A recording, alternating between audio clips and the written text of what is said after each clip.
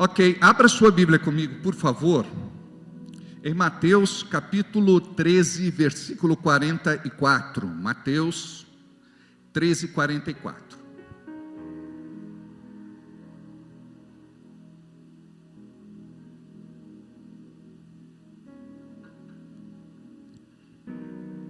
Mateus capítulo 13, versículo 44. Também o reino dos céus é semelhante a um tesouro escondido num campo, que um homem achou e escondeu, e pelo gozo dele vai, vende tudo quanto tem e compra aquele campo.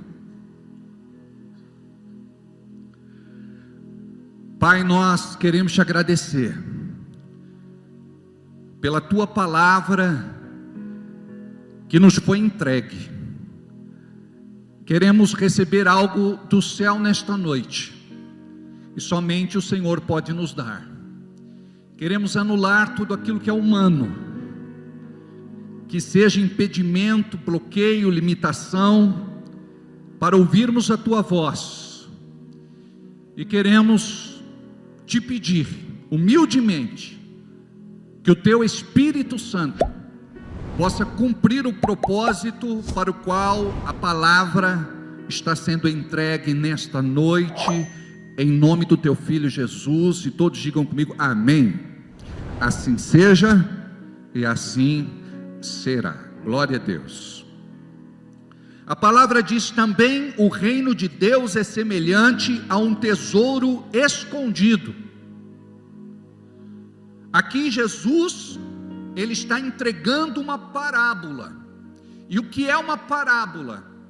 É uma história que nos faz entender de forma natural aquilo que é espiritual.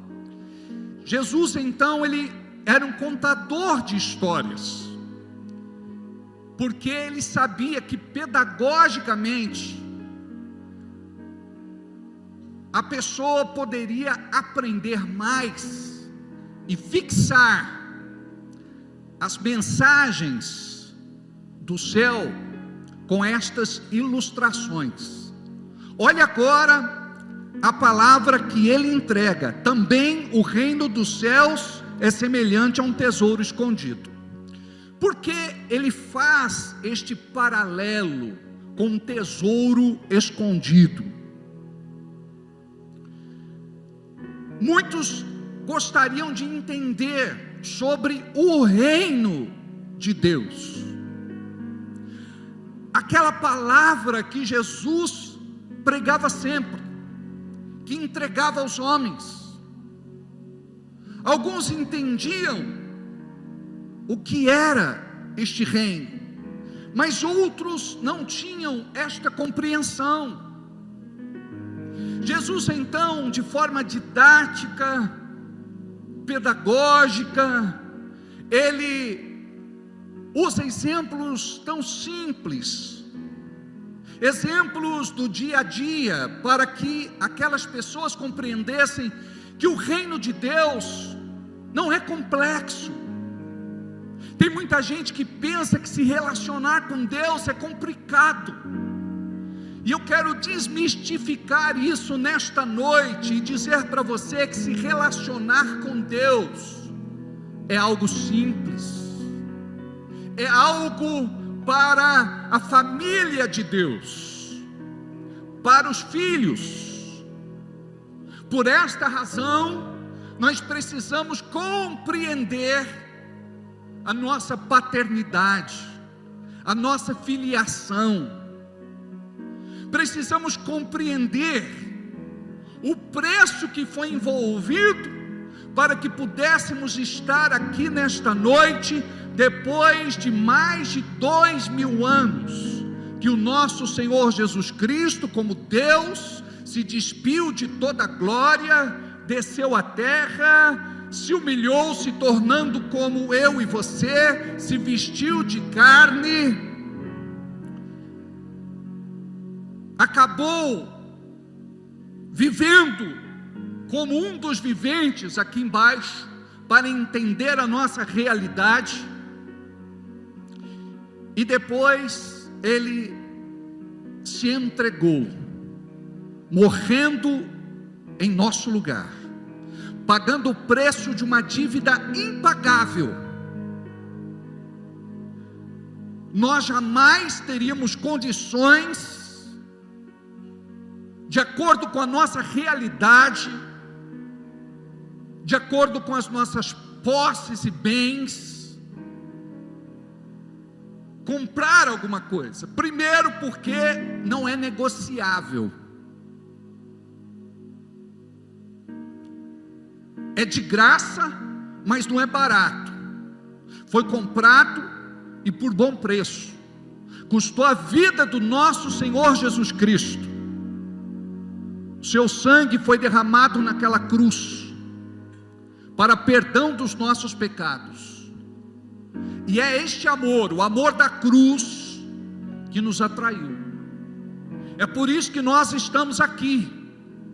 Não estamos aqui para buscar o homem, não estamos aqui por causa de alguma coisa, e nós temos trabalhado muito isso na cultura da nossa igreja, e propagado pela internet, mundo afora, que precisamos nos reunir por causa deste amor, e não por causa de coisas, porque tem muitas igrejas que pregam coisas, e as pessoas estão ali por conta de coisas, e as pessoas pensam servir a Deus por conta de coisas, e nós vivemos por conta da graça. Se Deus der, amém; se Deus não der, amém. Mas encontramos uma linha que defende que Deus dá tudo. Nós concordamos em parte, Deus dá tudo aquilo que Ele quer, porque Ele é soberano, e soberania fala da vontade de Deus, e não da nossa vontade. Mas pastor, como é que fica aquele versículo que diz que Deus realiza os desejos do nosso coração? A verdade é que muitos de nós vamos ter tanta intimidade com Deus, que o desejo do nosso coração não vai ser mais nosso, mas vai ser desejo do coração dele. Imagina a Bíblia registrar que Davi tinha um coração segundo Deus. Nós precisamos dizer: Deus, eu quero ter um coração segundo Deus, mais das coisas do céu e menos das coisas da terra. Não significa que é pecado você pedir, mas vai ser algo natural. Este Pai amoroso, Ele vai cuidar de você, Ele vai te proteger, guardar, livrar, Ele vai colocar comida na tua mesa, suprimento no teu armário, despensa, geladeira, fogão. Ele vai vestir você, Ele vai calçar você, Ele vai te dar um lugar para morar, Ele vai te abençoar financeira, econômica e materialmente. Porque quando Jesus, em Mateus 6, estava ministrando a multidão, Ele percebeu no seu espírito uma grande inquietação, porque aquelas pessoas estavam presas aquilo que não estava acontecendo. E eu aqui quero te dar uma revelação da parte de Deus. Quando você parar de se incomodar com aquilo que não está acontecendo, aí vai acontecer, porque você deixou de duvidar, agora você passou a crer. E quando você crê, você dorme, você descansa, você espera, você agradece. Então aquelas pessoas estavam inquietas, perturbadas, solícitas, ansiosas. E Jesus então dá uma palavra àquelas pessoas, e diz assim: olha para os passarinhos, olha para os passarinhos, eles não plantam, e nem colhem, mas o vosso Pai Celestial cuida deles. Olha para o campo, olha para os lírios, nem Salomão em toda a sua glória se vestiu como um deles. Mas vai chegar uma hora que eles vão secar, morrer e ser jogados no fogo.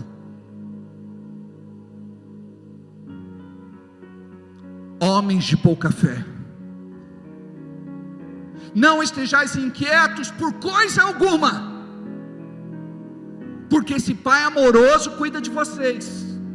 Procura a partir de hoje dizer assim: Deus, o teu filho Alberto está falando contigo agora e te fazendo um pedido. Porque é diferente de você não conhecer o que é paternidade e filiação. Você sempre vai fazer uma oração dizendo assim: eu não mereço nada. E por conta de você ter esta consciência de que não merece nada, você vai sempre anular o amor de Deus. Você vai ter dúvida, incredulidade e descrença. Mas quando você diz eu não mereço nada, aí entra a paternidade e a filiação.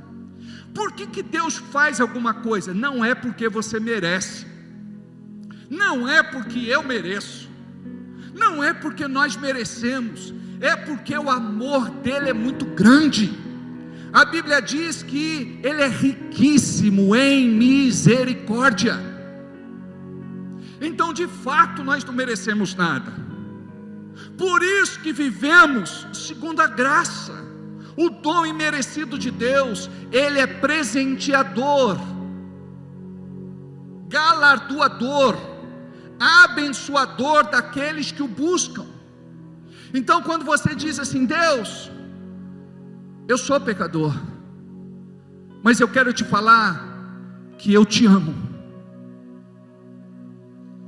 Eu sei que posso melhorar, eu sei que eu posso ser diferente, eu sei que eu posso melhorar, eu sei que eu posso ser diferente.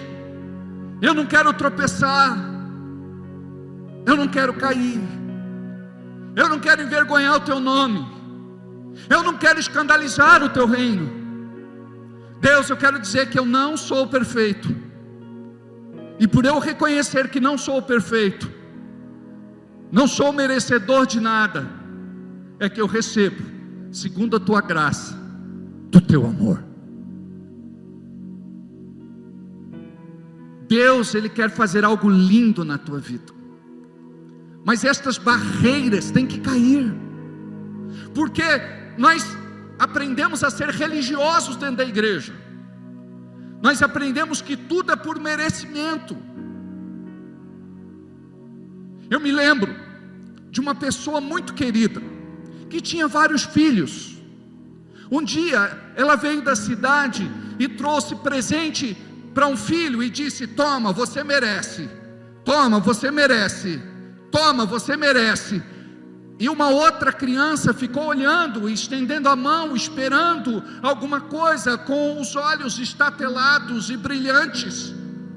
A mãe olhou para a cara dele e disse assim: você não vai ganhar nada, porque você não merece. Este não é o amor de Deus, este não é o amor bíblico, porque esse amor, ele está envolvido daquilo que é humano, porque o nosso juízo não é um bom juízo, a nossa régua é defeituosa, nós destacamos aquilo que não é para destacar, somos bons para criticar, somos ruins para elogiar.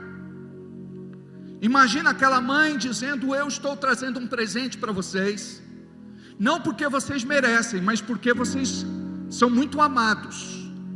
Eu sei que às vezes vocês pisam na bola, me deixam triste, eu fico chateada, mas eu quero dizer que eu amo vocês de forma igual, porque se você não pode dar um presente para todos os filhos, não dê para nenhum filho. Mas pastor, onde que entra a meritocracia? porque nós devemos reconhecer quando a pessoa acerta, é verdade. Aí entra o reconhecimento de Deus, o galardão de Deus, o salário de Deus, o prêmio de Deus, a recompensa de Deus. Mas cá entre nós, a maior parte da igreja não faz absolutamente nada por merecer. Nós chegamos aqui com um monte de promessas, todos os cultos: eu vou ser diferente, eu vou andar em retidão e justiça, eu vou ser santo, eu vou ser honesto, eu vou ser bom, eu vou ser paciente, eu vou ser mais humano.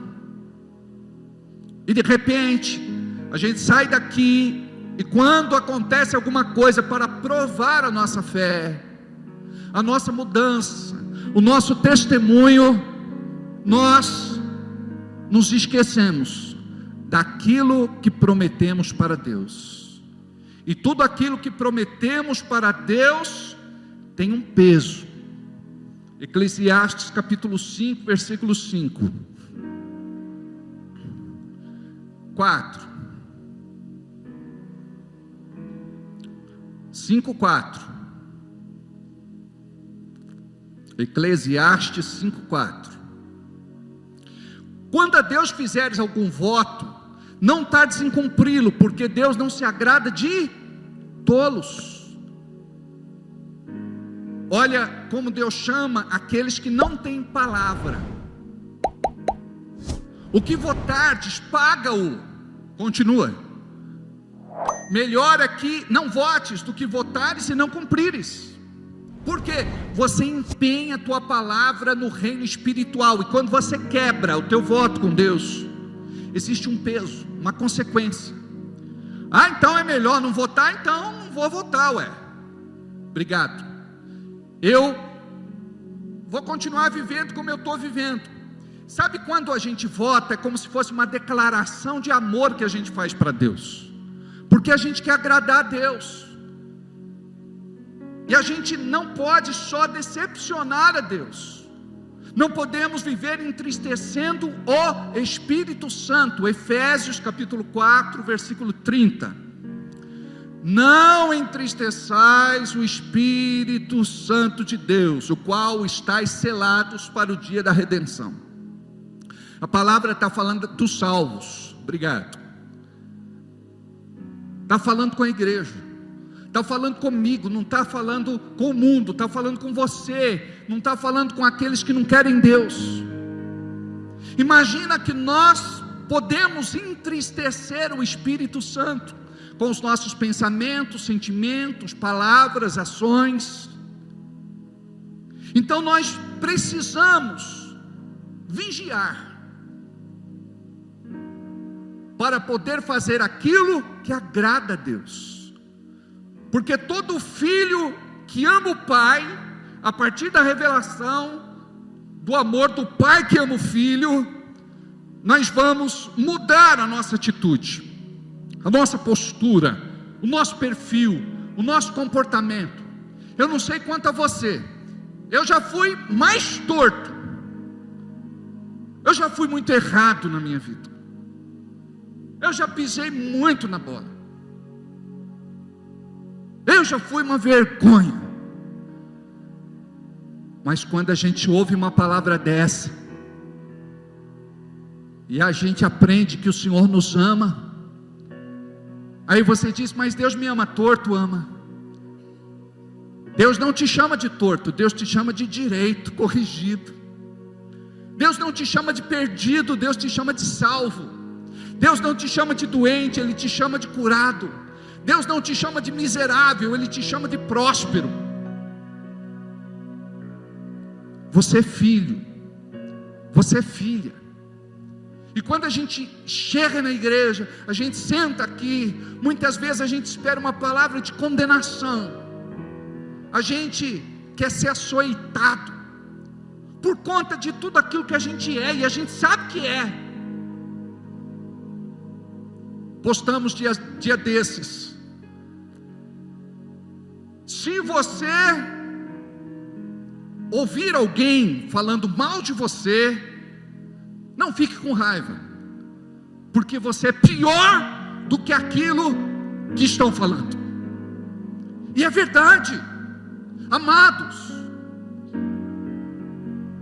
Muitas vezes não nos libertamos completamente. Quando não, existem áreas na nossa vida que precisam de restauração.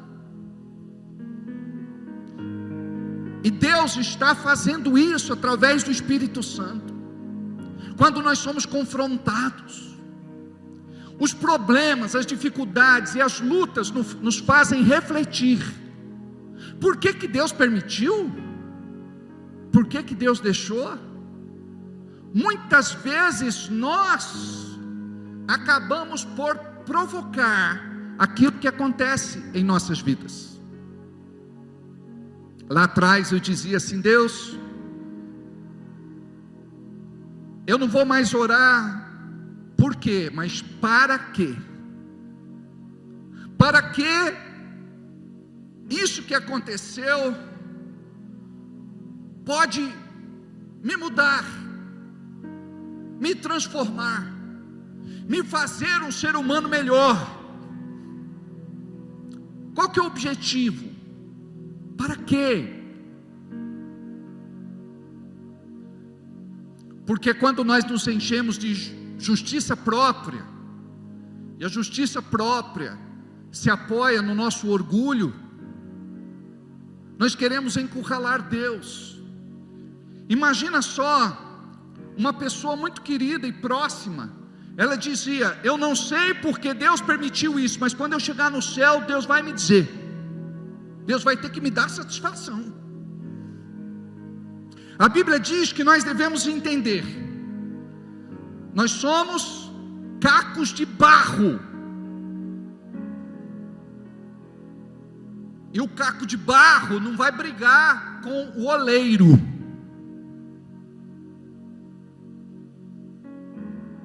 Então nós precisamos estar em sintonia com o céu,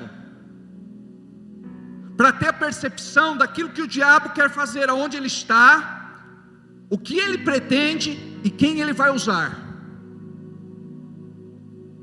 E quando você tem esse entendimento, muito daquilo que você até hoje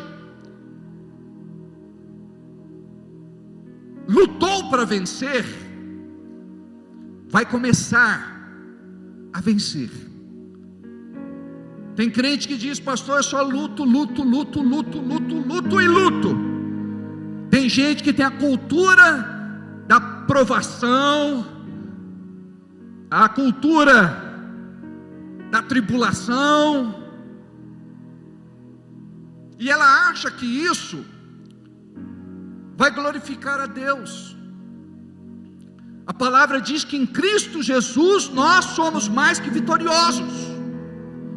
Nós vamos passar sim por situações diversas e adversas. Jesus disse: neste mundo tereis aflições. Nós vamos ter, nunca vamos parar de ter. Só que antes nós não tínhamos em quem botar culpa. A gente dizia: é fatalidade, é casualidade, acontece mesmo. Mas agora a gente diz assim: a culpa é de Deus. Não vamos procurar culpados, porque perguntaram uma vez para Jesus: Jesus, quem pecou? Foram os pais ou este que é cego? Jesus disse: não busque culpados, porque nós queremos algo que nos convença em nossa consciência. Queremos que Deus nos dê uma palavra de conforto.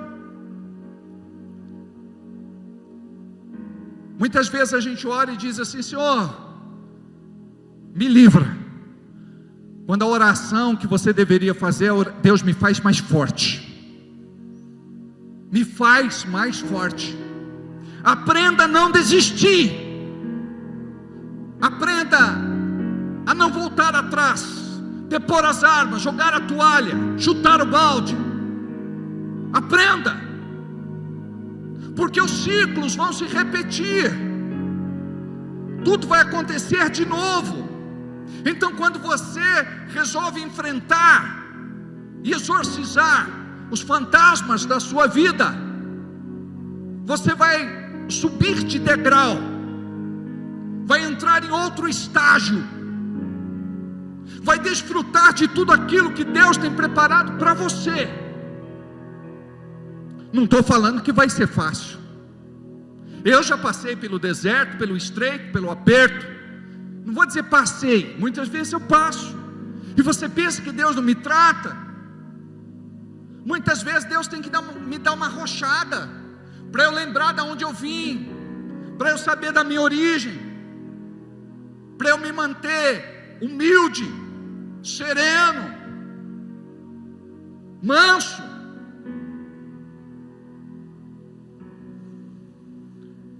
Pela nossa vontade, não gostaríamos de ter mais nenhum tipo de problema. E existem pessoas que acreditam nessa linha. Não, o crente não pode ter problema. Na verdade, eu não tenho problema. Quem tem problema é o diabo comigo. Porque cada vez que tem uma situação, eu vou orar mais, vou jejuar mais, vou buscar a Deus, vou orar a palavra, vou profetizar, declarar, pronunciar, decretar a palavra, vou orar muito no Espírito Santo. E tudo que o diabo não quer é que você se aproxime de Deus. Então, quando Deus permite alguma coisa, é para você se descobrir em Deus. Por quê? Se você não entender isso, você vai beber, vai se drogar, vai se prostituir, vai fazer aquilo que vai anestesiar sua alma. Mas quando você de repente tem esta convicção, por exemplo, eu não espero entrar em crise total para orar. Quando eu percebo assim alguma coisa no meu espírito, o meu espírito assinala, eu vou me trancar, eu vou jejuar. Houve momentos onde eu jejuava segunda, quarta e sexta, da meia-noite à meia-noite. Não estou falando para você fazer isso. Tem que ser uma direção de Deus para a tua vida. E você tem que fazer as coisas de forma muito consciente e responsável. E de baixa orientação. Pergunta para o seu pastor sobre o que é o jejum, como é que faz jejum. Porque se você quiser vencer a carne, a sua oração tem que estar acompanhada de jejum.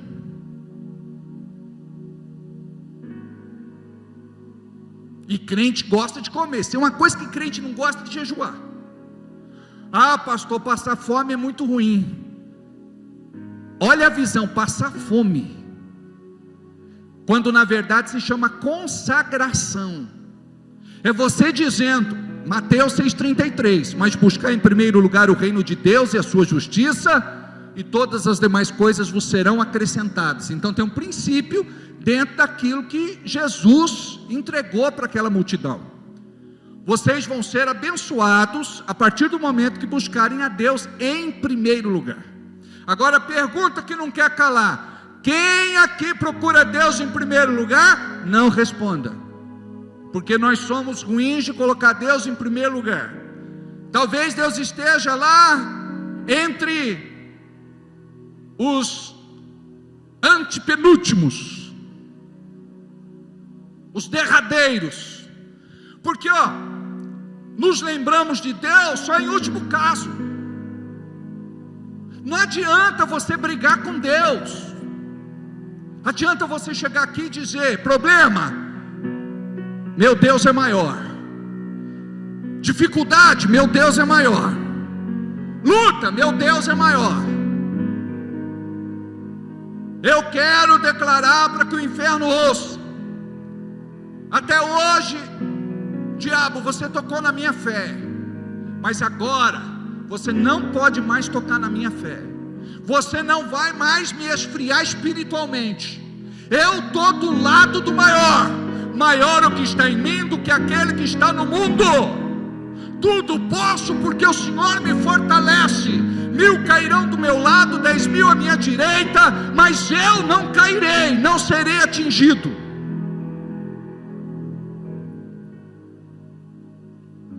A palavra diz que o maligno não pode me tocar.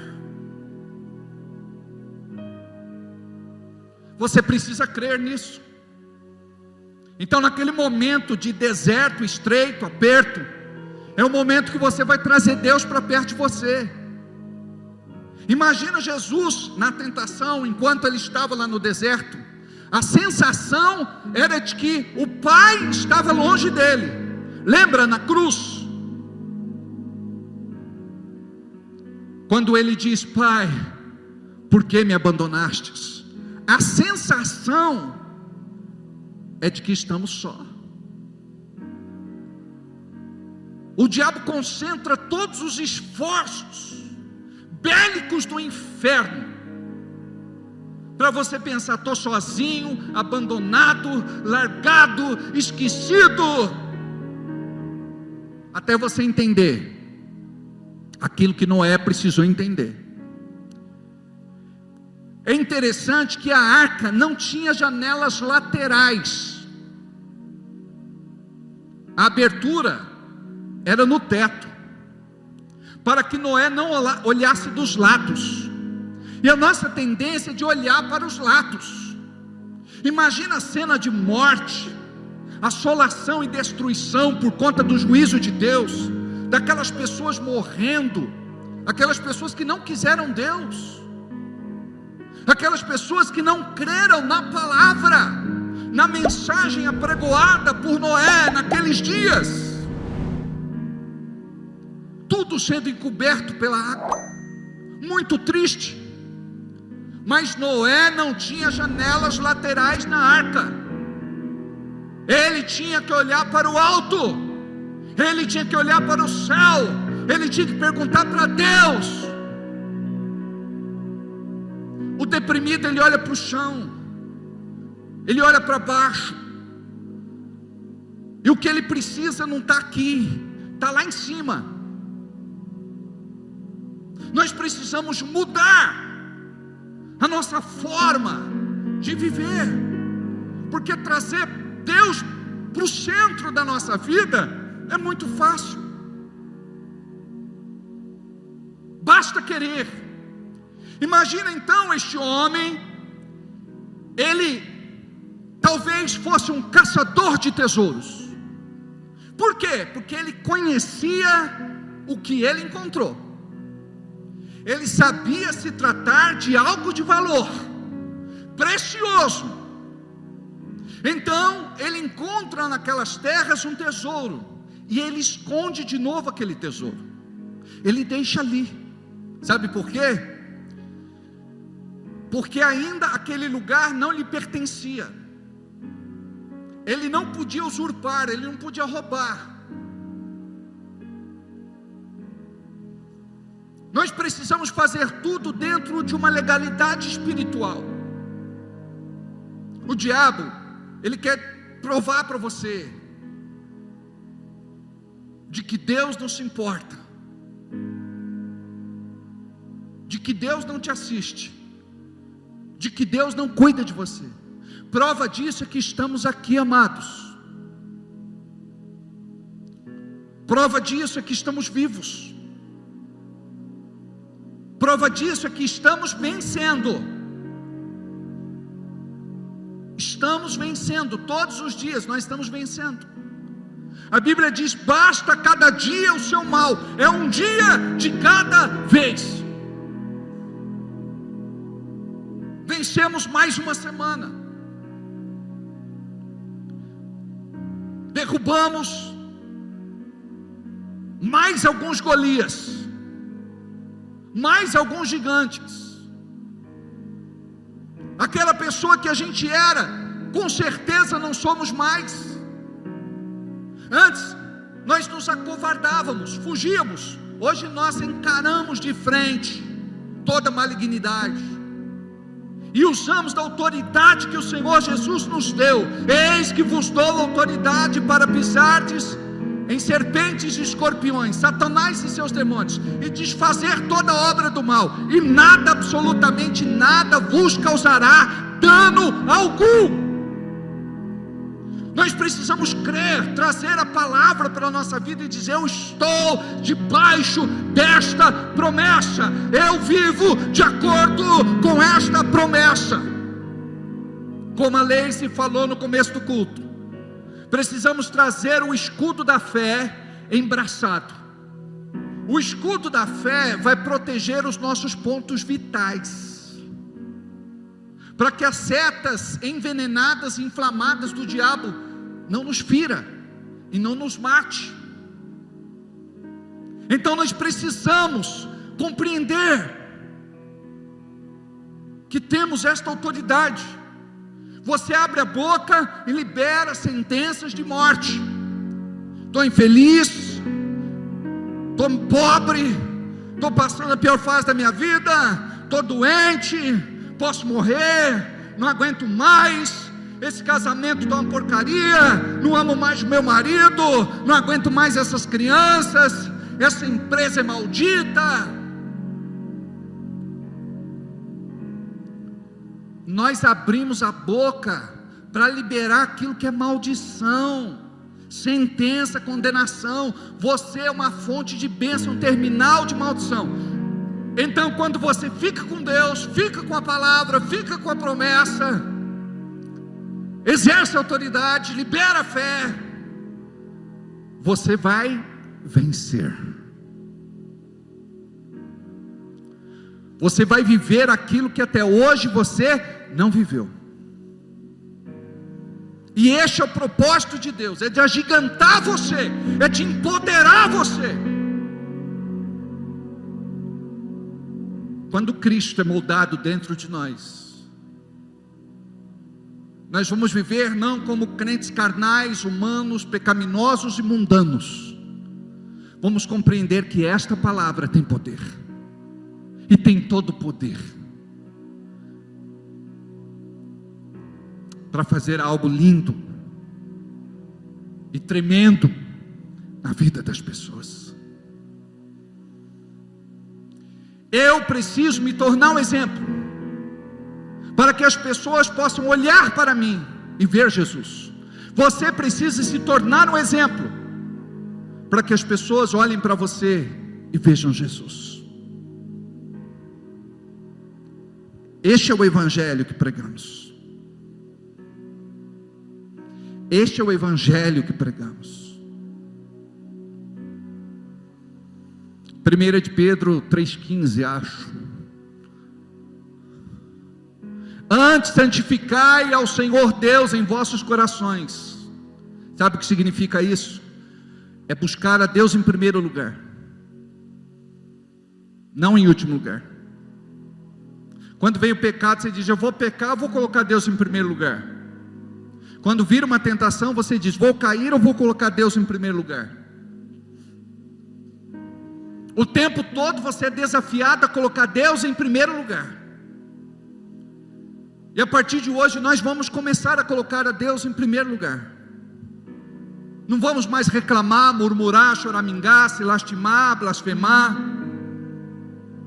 Lembra daquela senhorinha, daquela velhinha que me chamou para almoçar com ela? Cheguei lá, ela falou: que bom, pastor, que você veio. Posso preparar a mesa? Pode. Ela arrumou a mesa, colocou uma panelinha escura, preta, pequena, de arroz sobre a mesa. E eu me sentei, eu fiquei esperando. Eu acho que vai vir o feijão, uma salada, mistura, o suco. Ela falou: pastor, vamos orar? Eu falei: irmã, pode orar? Ela falou: Deus, quero agradecer pela alegria de estar recebendo meu pastor em casa e de poder almoçar com ele. E ela fez uma oração tão linda, gente. E eu saí de lá arrebentado. Eu entrei no carro, eu segurei no volante e chorava, porque nós somos tão ingratos com tudo. Se tem uma coisa que crente é ingrato. Por exemplo, eu sou pastor há 30 anos. Eu amo muito as pessoas. Eu me desdobro. Eu tiro de mim. Eu me sacrifico. Não estou falando isso para cobrar nada. Eu estou ensinando uma lição para a igreja, para que você não seja ingrato, para que você saiba reconhecer, para que você tenha temor de Deus, porque senão você vai viver uma vida de privação a sua vida inteira. Você vai sofrer a vida inteira, e tem crente que sofre a vida inteira e não aprende. Nota, a igreja é feita de vencedores, mas tem vencedores que não sabem que são vencedores. E ser vencedor não significa que você não vai lutar. Quando Israel cruzou o rio, o mar, quando eles se depararam com Jericó, eles tiveram que lutar. Esta foi uma das grandes pelejas, batalhas, guerras, lutas. Mas Deus é sempre assim, ó. Eu vou na frente. Eu vou dar estratégia. Eu vou dizer para você como é que vai ser. Precisamos entender isso. Porque quando a gente quer fazer do nosso jeito, não dá certo.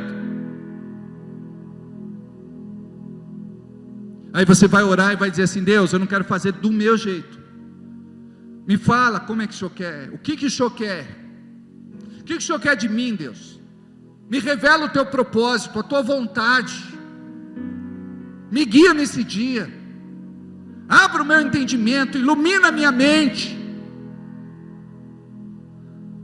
Trata o meu coração. Aí vamos voltar lá para o texto.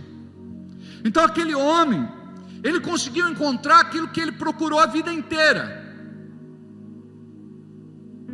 Imagina a gente aqui, porque esse tesouro que Jesus está falando é um tesouro espiritual.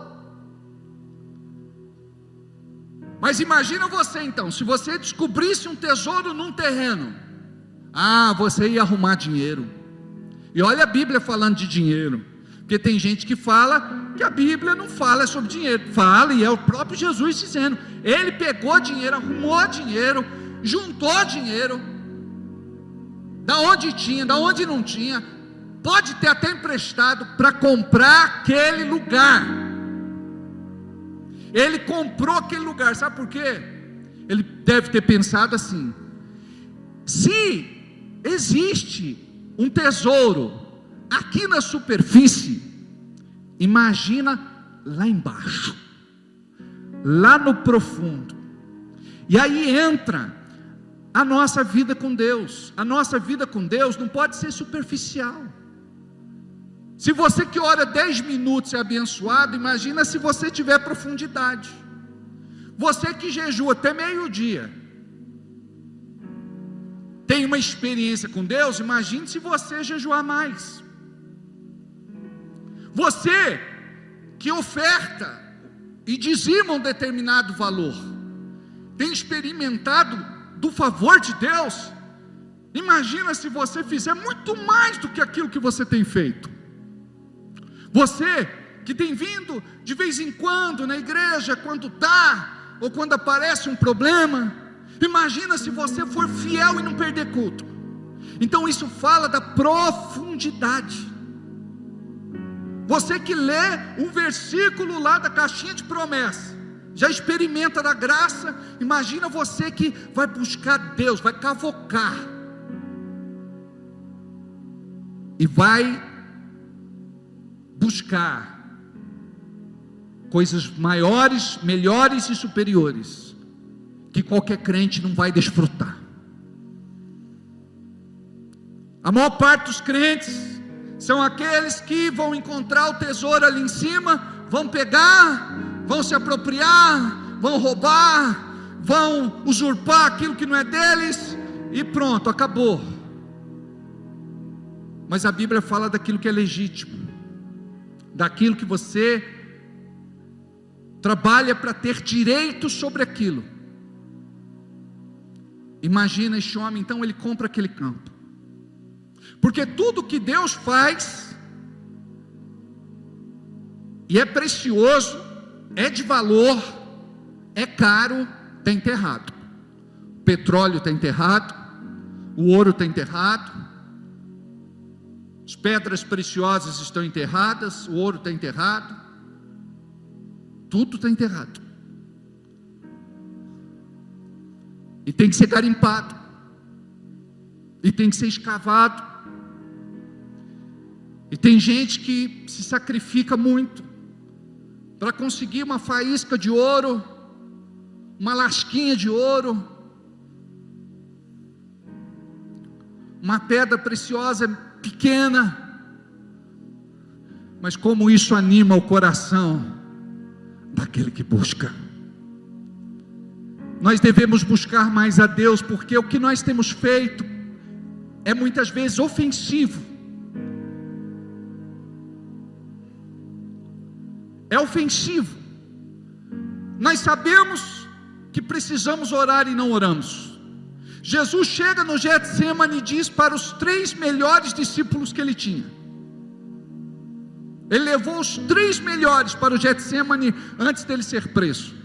Quando ele suou e chorou sangue, seu suor se transformou em sangue, suas lágrimas se transformaram em sangue. Os discípulos estavam dormindo, eles não conseguiram discernir a dor do seu mestre. Sabe, quer vencer? É buscar Deus, não para Ele te dar alguma coisa, mas é para você conhecê-lo, para você dizer: seja feita a tua vontade, assim na terra como nos céus. Porque a gente quer que a vontade seja nossa, e não dá para negociar, não tem acordo, tem que ser do nosso jeito. Mas quando a gente morre para o nosso eu, a gente chega aqui e a gente diz assim: Deus, eu não sou merecedor de nada. Se o Senhor me der alguma coisa, é lucro. Se o Senhor fizer alguma coisa, é bondade, é misericórdia, é amor, é fidelidade. Deus, eu quero te conhecer. Imagina que nós podemos passar a vida inteira dentro de uma igreja sem conhecer Deus. Você vai passar brigando com Ele, vai passar sem orar, sem jejuar, sem buscá-lo e encontrá-lo na sua palavra. Tudo que Deus quer é que você tenha uma experiência real com Ele, uma experiência real, verdadeira, nos teus momentos com Deus. Quando o diabo estiver ali para sussurrar no seu ouvido de que Deus não te ama, de que Ele te esqueceu, te abandonou,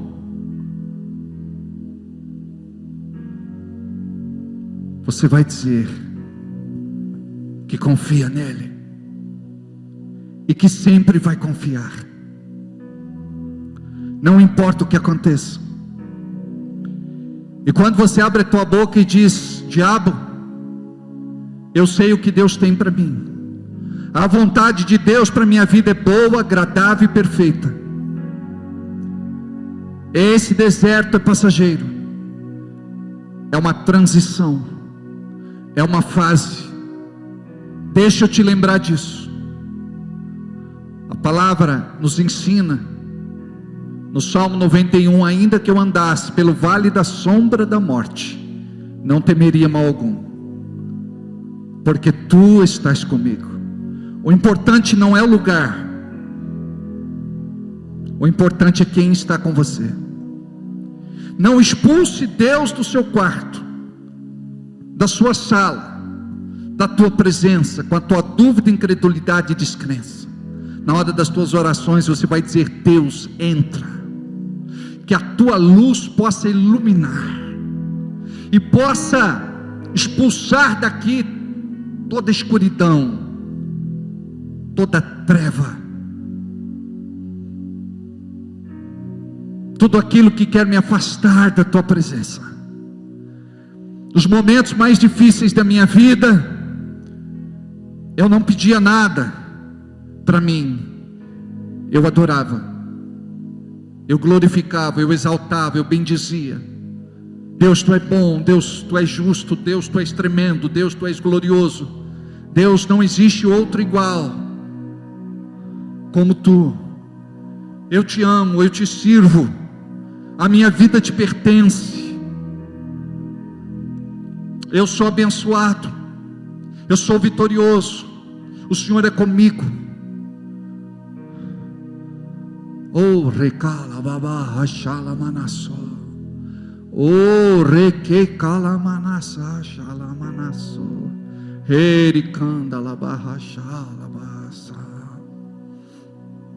A palavra de Deus diz: o meu povo perece porque falta entendimento. Hoje você está recebendo entendimento. Eu quero te dar uma boa nova, uma boa notícia. Quando você recebe entendimento, o teu deserto fica mais curto. Ele não vai ser mais lugar de provação, mas vai ser lugar de aprovação e depois de promoção. Deus, Ele está fazendo alguma coisa dentro de você esta noite. Deus está tratando com você de uma forma muito pessoal, porque você precisa encontrar este bom tesouro, e você precisa investir toda a tua vida para explorar tudo aquilo que Deus tem para você na intimidade. Se quiser chorar, chore. Se quiser orar em línguas, ore. Mas libera. Quanto tempo faz que você não ora em línguas? Quanto tempo faz que você não ora no Espírito Santo? Você que está aqui e diz: eu não sou batizado em línguas no Espírito Santo. Recebe agora o batismo no Espírito Santo. Começa a orar comigo. Corre calababa shala basorre kei kalamanaya sha.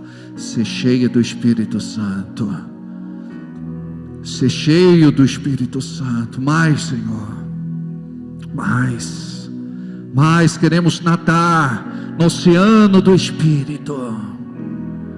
Oh, reca seramanalakanda yasho. O Senhor está te curando, te sarando, te libertando. Você não vai sair daqui a mesma pessoa. Oh.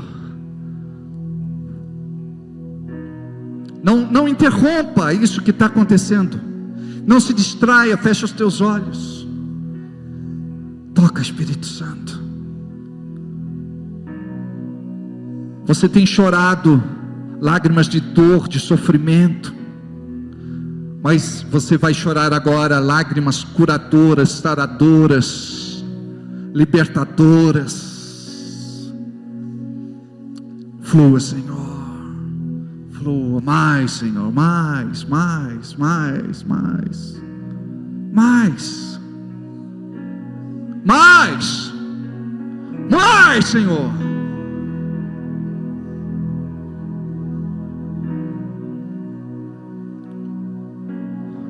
Pai, nós não sabemos orar como convém, mas o Teu Espírito que está em nós sabe.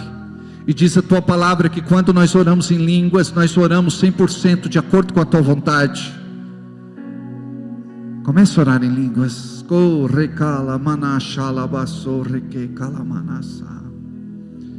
Move-te aqui, Espírito Santo. Visita esta pessoa, Espírito Santo, hoje de uma forma especial. Revela para ela a realidade do céu. Mostra, Senhor, o teu propósito, descortina a tua vontade.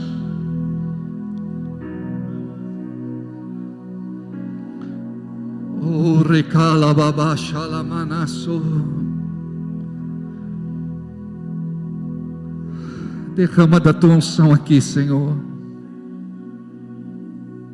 Da unção que quebra, despedaça e destrói todo jugo.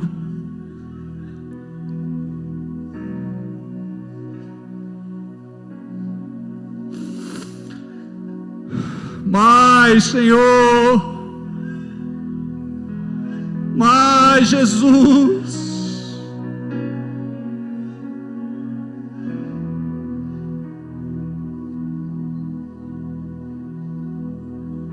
Senhor, temos pecado somente contra Ti.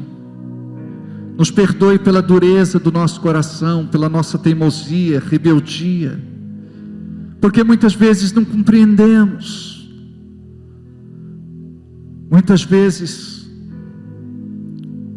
aquilo que acontece quer nos calar no nosso coração, quer nos ferir, machucar. Mas hoje, Senhor, nós saímos daqui diferentes, libertos, curados, sarados. Nós te buscamos não pelo que o Senhor dá, pelo que o Senhor faz, mas é pelo que o Senhor é. Como dizia o apóstolo Paulo, eu sei ter como sei não ter. Oh Deus, derrama do teu amor, e você vai ver o agir de Deus na tua vida. Coisas que estavam assim, amarradas, e que você estava buscando há muito tempo. Eu vou falar isso por permissão do Espírito no meu coração. O Senhor está liberando sobre a sua vida coisas que você estava esperando há muito tempo. Te prepara, porque isso vai acontecer, e você vai testemunhar, e você vai falar, porque aquilo que vai acontecer não vai ser pequeno não, vai ser grande, e é para o nome do Senhor ser glorificado. Então te prepara, porque a chuva será de temporã chegou, essa graça chegou, essa bênção chegou, em nome de Jesus.